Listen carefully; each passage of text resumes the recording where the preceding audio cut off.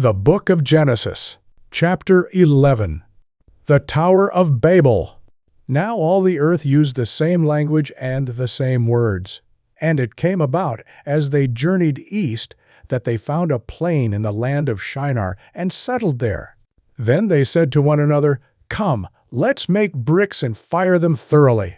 And they used brick for stone, and they used tar for mortar. And they said, "Come, let's build ourselves a city, and a tower whose top will reach into heaven, and let's make a name for ourselves. Otherwise, we will be scattered abroad over the face of all the earth." Now the Lord came down to see the city and the tower which the men had built. And the Lord said, "Behold, they are one people, and they all have the same language. And this is what they have started to do, and now nothing which they plan to do will be impossible for them. Come, let us go down and there confuse their language, so that they will not understand one another's speech." So the Lord scattered them abroad from there over the face of all the earth, and they stopped building the city. Therefore it was named Babel, because there the Lord confused the language of all the earth. And from there the Lord scattered them abroad over the face of all the earth. Descendants of Shem. These are the records of the generations of Shem.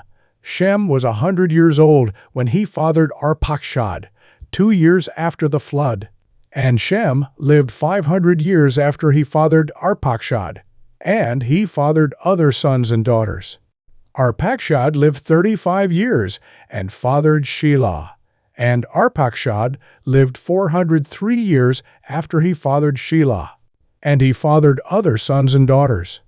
Shelah lived 30 years and fathered Eber, and Shelah lived 403 years after he fathered Eber, and he fathered other sons and daughters.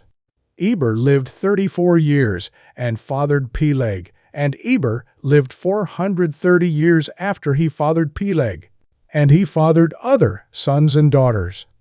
Peleg lived 30 years and fathered Reu, and Peleg lived 209 years after he fathered Reu, and he fathered other sons and daughters. Reu lived 32 years and fathered Serug, and Reu lived 207 years after he fathered Serug, and he fathered other sons and daughters. Serug lived 30 years and fathered Nahor, and Serug lived 200 years after he fathered Nahor, and he fathered other sons and daughters.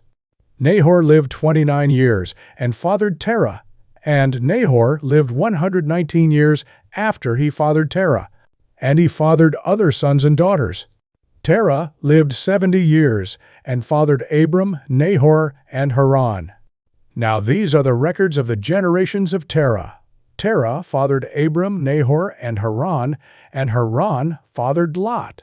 Haran died during the lifetime of his father Terah in the land of his birth, in Ur of the Chaldeans. Abram and Nahor took wives for themselves. The name of Abram's wife was Sarai, and the name of Nahor's wife was Milcah, the daughter of Haran, the father of Milcah and Iscah. Sarai was unable to conceive; she did not have a child.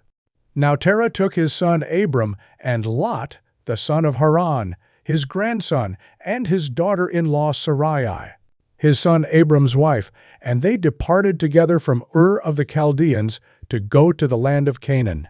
And they went as far as Haran and settled there. The days of Terah were 205 years, and Terah died in Haran.